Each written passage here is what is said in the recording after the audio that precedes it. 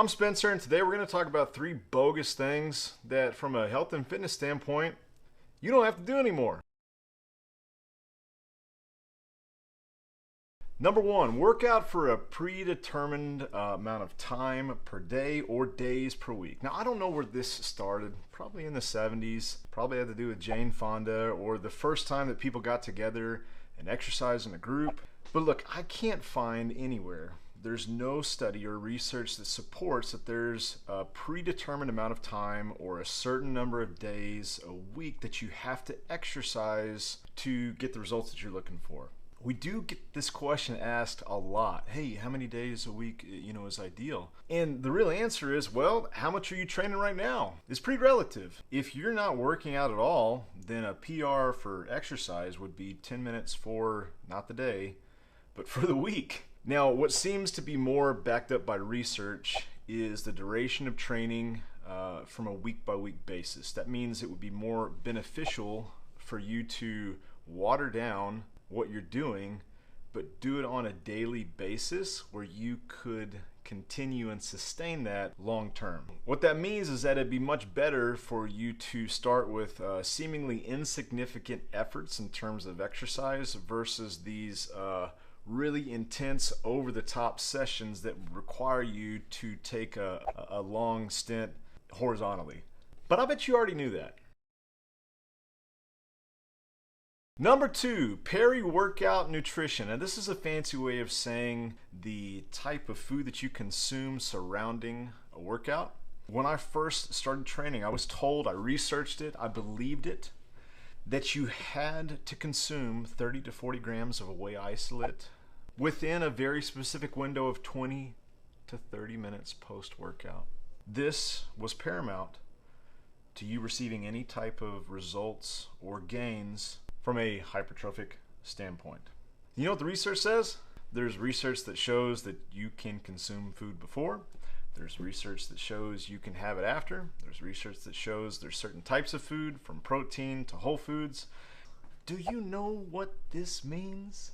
It means that all of those are okay. And it turns out that there isn't a conclusive stance that says that you have to consume a certain type of food. I think what we should probably hang our hat on is that you should be consuming food at some point surrounding a workout. Now, I'm not saying that protein powder is bad. And in fact, of all the stuff that's been researched as far as supplementation goes, a whey isolate has been researched enough to say that it's okay for us, and there is some benefit to taking it. But the whole reason that you would take it is if you couldn't get real food. Because look, there's no benefit to a protein powder that could exceed a real protein with a full profile of amino acids. So if you're so busy that you can't come home and cook, if you're working out for multiple sessions at a time where your break is 10-15 minutes and it's a multi-hour endeavor, protein supplementation is probably a good idea. But for the rest of us, as long as we are eating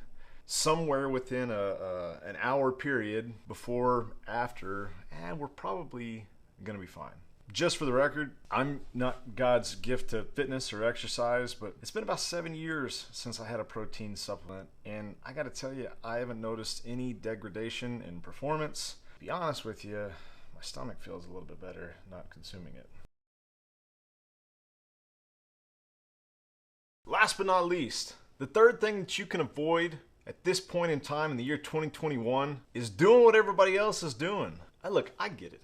We're social creatures. You and I both love to have people around us when we train. We love to be pushed. We love to be inspired. We hop on social media in order to find that inspiration, Lady Fortuna, that will guide us down the road to the next iteration of ourselves as we evolve as human beings. But to get a response from a workout exactly like someone you saw on Instagram or in the gym is to say you are exactly that person, that your life is their life, that your genetics are their genetics, that you are them. Now, if you're not actually them, that means you're not actually them. It means you can't use them as a litmus of what your experience is going to be. And what this means is that you have to go through your own trial and error, just like that person did that you're emulating, just like that person that you're using as an inspiration went through. And you got to come up with what works for you. Because unfortunately, there is research that supports, and it's pretty buttoned up as far as this is concerned, that when you factor in lifestyle, background, goals, limitations, not to mention personality, behavioral regulation, and more, you are an individual. I don't say that because I want you to get a big head about it or think that you're a unique snowflake and you're not going to do some of the same stuff that other people have done, but the combination of that is going to be bespoke to you. Now, if this is true and you are unique, well, why aren't you training like that?